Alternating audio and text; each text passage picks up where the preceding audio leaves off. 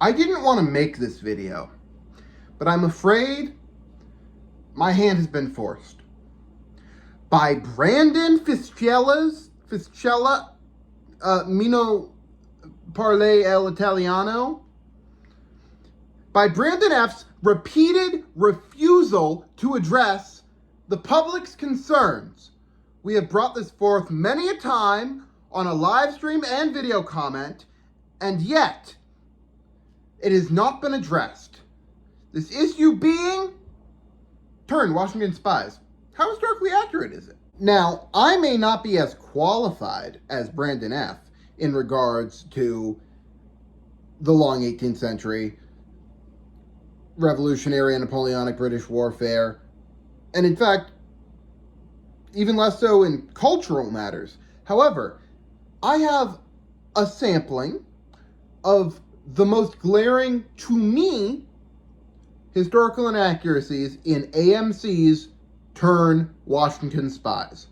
Beginning with, and these are in neither sequential of episode order, nor from most to least glaring. These are just a few of the examples I could think of that, from my recollection, as Turn is no longer on Netflix, my recollection of the issues in the series. Beginning with,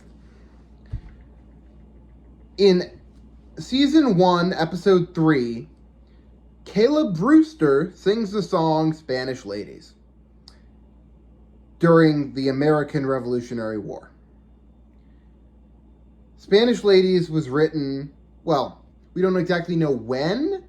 However, it came about during the War of the First Coalition, which began, obviously, after the American Revolutionary War, in 1793 and went to 1796.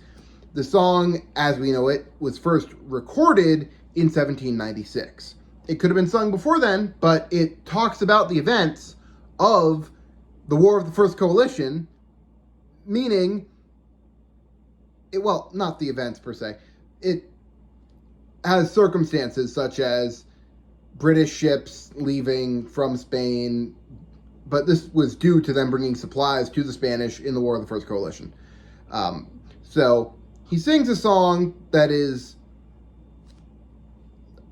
over a decade early. Not terrible, and if you're just skimming for a shanty, this will come up, but they really should have noticed that it didn't exist yet. I do plan on covering that shanty eventually in my shanty series, by the way. However, next, in Season 4, Episode 3, we see one of these, a spork. They say it was created by one of the camp followers, and they actually have some great points about power dynamics with women, and the spork being that they're on the outside looking in and they see utensils differently. Trust me, in the episode, the metaphor works. However, the spork itself was kind of ham-fisted in there as a tool. Didn't actually exist that we know of until nearly a century later, when the design was patented by Samuel W. Francis in 1874. Is this saying that no spork existed before then? No. However, it's odd that the thing could have existed and not been patents were not a new thing. It's not like, oh, this thing existed, first got to slap a patent on it when the patent office opened. Patents existed before this. Someone should have patented it earlier than 1874 if it was truly already floating out there. So, I mean, it's a small thing. It's a spork. But lying about its creation, it's off. Another thing, Monmouth.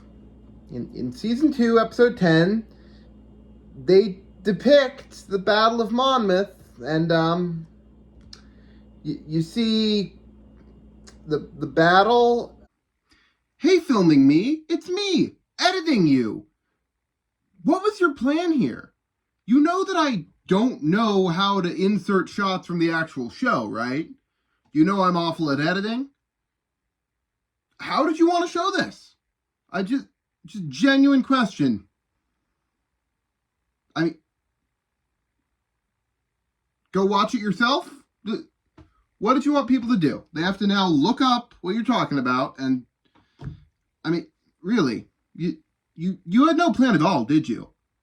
I can't believe you passed me. How dare you? This kind of dovetails with the depiction of the Battle of Monmouth, yet the unit size. The depiction of units has an interesting scale to it. Now, I understand that there were budgetary restrictions. But a unit we see often is the Queen's Rangers. This is just a little nitpicky thing. There were budgetary restrictions. You could only hire so many actors. They didn't want to use CGI. I get all of this. But when you depict a unit that fluctuated but stayed around 300 men, when you depict them with 24 guys, you lose a sense of the true history, and you end up having a lieutenant colonel look as though he gained nothing since he was a captain, because you just don't hire more men for your depiction.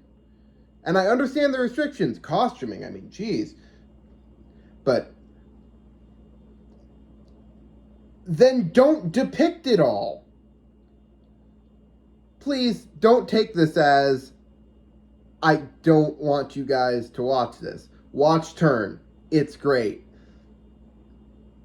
But just keep in the back of your head, it's about the theme and not the actual depiction that is very off. I'll end with a positive note from the series.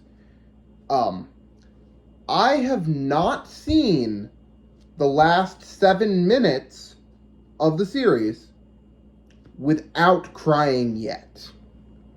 Now, I've watched the series all the way through, I believe, thrice, and I've watched the ending several times, as they really choked me up. And I don't want to get into too much of why it does, because then it would kind of spoil it. But I get choked up watching the ending of Turn Washington Spies. Editor me again. I just realized I didn't film an outro. So, like and subscribe and such.